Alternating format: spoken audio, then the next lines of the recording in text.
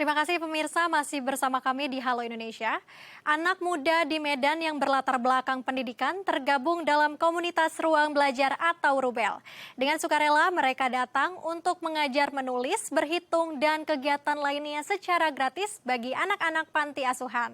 Kita akan sapa langsung dengan Landriku selaku anggota komunitas dari Ruang Belajar. Halo, Landrikus, apa kabar? Halo Kak Lintang, kabar baik Kak. Baik, tadi kita sempat terputus, namun kita sekarang melanjutkan perbincangan kita. Baik, Landrikus dan teman-teman juga membuat komunitas ruang belajar ini. Mungkin boleh sedikit diceritakan bagaimana sampai akhirnya tergerak bersama-sama untuk membuat komunitas ruang belajar ini. Oke, baik Kak Lintang. Sebelumnya terima kasih ya Kak, dan maaf tadi untuk kendalanya. Nah, untuk ruang belajar ini atau Rubel merupakan sebuah komunitas yang berada tepatnya di Kota Medan. Nah, awal mulanya terbentuknya komunitas Rubel ini sedikitnya itu karena ada rasa penasaran sebetulnya Kak Lintang. Saya dengan dua teman saya itu, Trisa dan Matias, pertama kali itu berpikir, karena kebetulan kami anak rantau juga yang ada di Kota Medan yang datang ke Medan untuk berkuliah di USU, kami memiliki pemikiran apa sih yang bisa kami tinggalkan kelak nanti setelah kami selesai berkuliah di Medan ini. Nah, kami kepikiran untuk melakukan yang namanya pengabdian kepada adik-adik di panti asuhan. Dulunya Rubel ini berfokuskan kepada ingin memberikan pendidikan ke anak-anak yang berada di jalanan atau di kolong jembatan. Namun setelah melakukan observasi, kami sedikit menemukan ataupun tidak menemukan anak-anak yang berada di panti yang ada di jalanan tadi. Maka daripada itu memutar pikiran untuk memberikan pelayanan pendidikan ini di panti asuhan seperti itu, Kak. Baik, Landrikus, lalu bagaimana mungkin proses sampai dengan teman-teman memutuskan untuk memilih panti asuhan dan panti asuhan mana nih yang sekiranya Landrikus dan teman-teman mengajar di sana?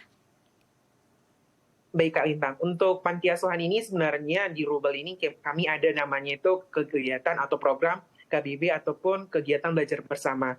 Nah, sebenarnya untuk panti asuhan ini kami pilih ataupun kami datangi itu tentunya ada komunikasi terlebih dahulu. Sejauh ini panti asuhan itu kami komunikasikan dari Instagram. Kami dari Instagram mencari nih panti-panti asuhan mana nih yang ada di Kota Medan yang dapat kami kunjungi.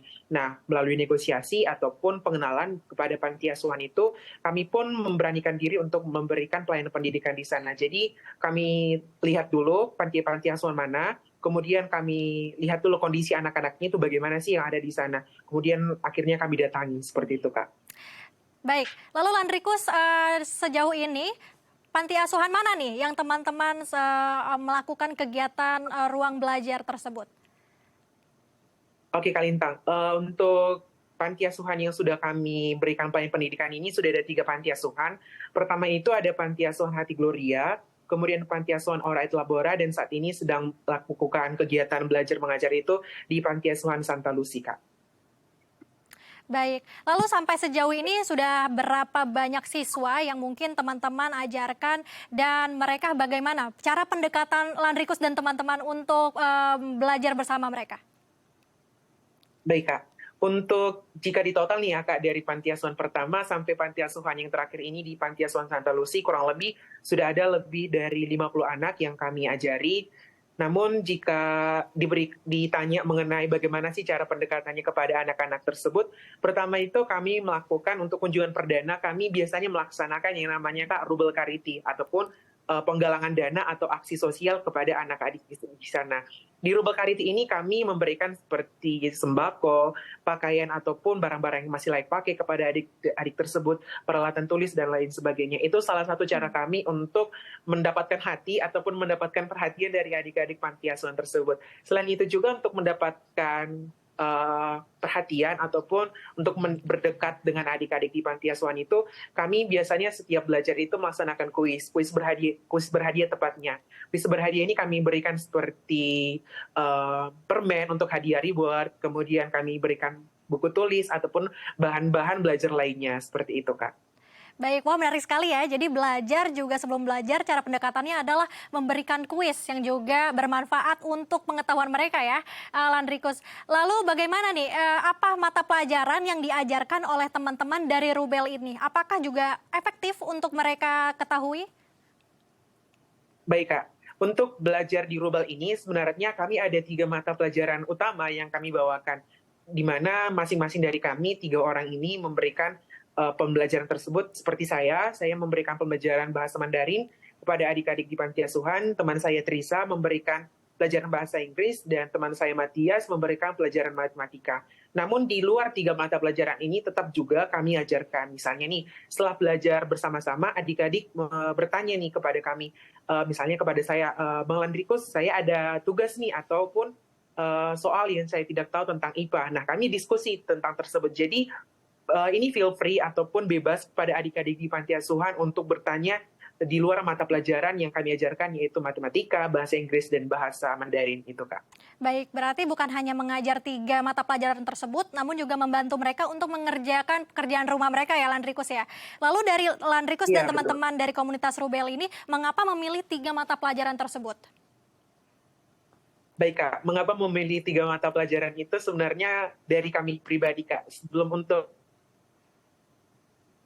kali terbentuknya kegiatan belajar ini, kami berdiskusi terlebih dahulu. Sebenarnya kami ini bisa mengajar yang efektif di bidang apa, seperti itu. Nah, setelah berdiskusi, kami melihat potensi diri masing-masing. Seperti saya memiliki ketertarikan tentang bahasa Mandarin. Dan saya pun sebenarnya jurusan bahasa Mandarin di Universitas Sumatera Utara. Jadi saya memberanikan diri untuk mengajar bahasa Mandarin. Demikian juga teman saya, Risa, memiliki kemampuan yang baik, cukup baik di bidang bahasa Inggris. Jadinya dia memberanikan diri untuk mengajar bahasa Inggris. Teman saya, Matias, memberanikan diri dan memiliki potensi di bidang matematika, seperti itu, Kak. Wah, menarik sekali ya. Berlatar belakang pendidikan, ada bahasa Mandarin, bahasa Inggris, dan juga matematika. Lalu Landrikus, bagaimana nih teman-teman komunitas Rubel juga, apakah sebelumnya mengkategorisasikan dulu nih teman-teman atau siswa-siswa yang ingin belajar? Karena kan kita tahu sendiri mungkin di panti asuhan ada beragam atau beragam usia anak-anak di sana. Baik, Kak.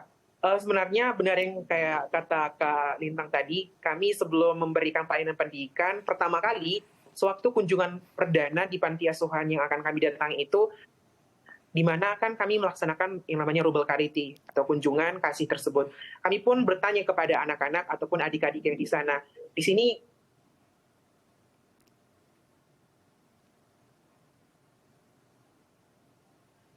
Baik pemirsa, kita masih terkendala sinyal dari Landrikus selaku anggota komunitas dari Ruang Belajar di Medan, Sumatera Utara. Tadi sudah disampaikan oleh Landrikus bahwa teman-teman dan anak-anak di panti asuhan menerima pelayanan pendidikan dan juga menarik untuk mereka belajar mengetahui berbagai mata pelajaran seperti Mandarin, bahasa Inggris, dan juga matematika. Lalu mereka juga diberi kesempatan untuk mengetahui lebih banyak lagi tentang mata pelajaran yang mungkin mereka sedang lakukan. Baik, sekarang kita telah tersambung kembali dengan Landrikus. Halo Landrikus. Halo. Halo, Kak Lintang. Iya, baik. Bisa dilanjutkan tadi bagaimana mungkin ada Halo, Kak. kategorisasi dari usia dari anak-anak panti asuhan. Oke, Kak, untuk kategori usia tersebut sebenarnya kembali lagi kepada adik-adik di awal pertemuan tadi. Di awal pertemuan itu kami bertanya kepada adik-adik di panti asuhan, mau dikelompokkan kemana nih adik-adik, ada di bahasa Inggris kah, matematika, atau Mandarin. Ini kembali lagi ke potensi ataupun kemauan. Jadi tidak ada paksaan dari kami, dari tim Rubal untuk kamu harus ke sini, tidak ada. Tapi kami memberikan kebebasan kepada adik-adik tersebut ingin belajar di bidang mata pelajaran mana dari 3 tadi.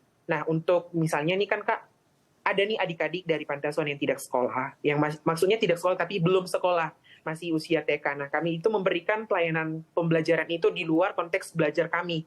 Jadi setelah selesai belajar, kami misalnya ada memberikan kerajinan ataupun memberikan semacam hal-hal lain seperti itu, Kak.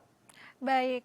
Wow, tidak hanya belajar mata pelajaran tapi juga diberikan pelajaran kreativitas juga ya, Landrikus dan teman-teman untuk mengasah kreativitas mereka. Lalu bagaimana respon dari mungkin ada pengelola dari panti asuhan dengan adanya komunitas Rubel ini yang dilakukan Landrikus dan teman-teman?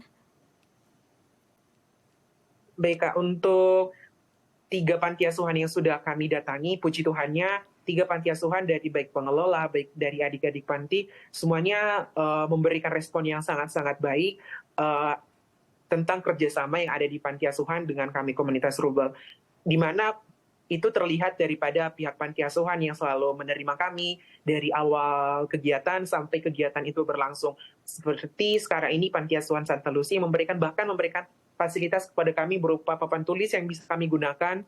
Jadi kami merasa sangat terbantu dan merasa sangat gembira dan senang sekali dengan respon dari pihak-pihak panti asuhan, dari pihak panti asuhan tersebut kepada kami ketika memberikan pelayanan pendidikan, Kak. Baik, luar biasa sekali ya, sampai semangat untuk memberikan pelayanan pendidikan kepada adik-adik, sampai akhirnya juga dibantu untuk memfasilitasi ruang belajar dan mengajar. Lalu Landrikus, bagaimana nih, mungkin ada kesulitan atau suka duka dalam belajar atau mengajar anak-anak di panti asuhan? Baik, Kak. Mungkin untuk sukanya sendiri ya, pertama kali, sukanya itu pertama, kami dapat bertemu lebih banyak orang lagi melalui adanya komunitas ruang belajar ini. Kami dapat bertemu orang-orang hebat di balik pembelajaran ini. Namun kalau untuk bicara soal dukanya sih, Kak, cukup banyak juga. Di samping sukanya, salah satu duka yang kami laksanakan, yang kami lalui itu adalah dari segi fasilitas ataupun daripada segi kemampuan daripada komunitas ini.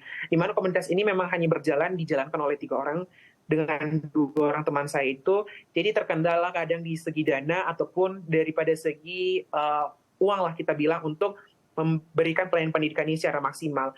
Namun hal tersebut tidak menghambat kami dari banyaknya duka itu. Kami lebih berprinsip kepada apa yang kita berikan dan itu juga yang bakal kita terima, seperti itu, Kak. Baik. Harapannya mungkin harapannya Landrikus dan juga teman-teman komunitas Rubel, dan juga apakah teman-teman atau anak-anak di panti asuhan juga sudah menerima manfaat yang baik nih dari adanya komunitas Rubel ini? Baik, Kak. Pertama, untuk harapan kami dari komunitas Rubel ini, terlebihnya kami berharap kepada teman-teman, anak-anak muda di luar sana untuk memberikan perhatian atau memberikan perhatian lah kita bilang kepada anak-anak ataupun masyarakat di luar sana. Karena sedikit yang dapat kita berikan pasti akan bermakna banyak kepada orang yang menerimanya nanti. Dan untuk manfaat yang didapatkan oleh adik-adik panti asuhan tersebut, kami lihat sejauh ini manfaatnya sungguh sangat besar daripada pembelajaran yang kami berikan. Contohnya itu beberapa adik-adik panti asuhan yang dimana kami bantu untuk pengerjaan tugas rumahnya itu, ketika kami kembali lagi ke panti asuhan tersebut, mereka selalu senang mengatakan kayak seperti, Bang Landrikus, tugas aku tadi dinilai bagus di sekolah. Bang Landrikus, aku udah mulai ngerti pelajaran yang diberikan, seperti itu, Kak. Baik, tentunya banyak sekali ya manfaat yang diberikan dari komunitas Rubel ini juga untuk anak-anak panti asuhan. Baik, terima kasih Landrikus dan juga teman-teman dari komunitas Rubel. Semoga Rubel ini tak henti untuk merajut asa untuk anak-anak di panti asuhan. Maju terus pengabdian lewat pendidikannya ya. Baik pemirsa, usai jeda kami akan mengajak Anda melihat Recyclo Goods. Ubah sampah botol plastik menjadi produk bernilai, tetap di Halo Indonesia.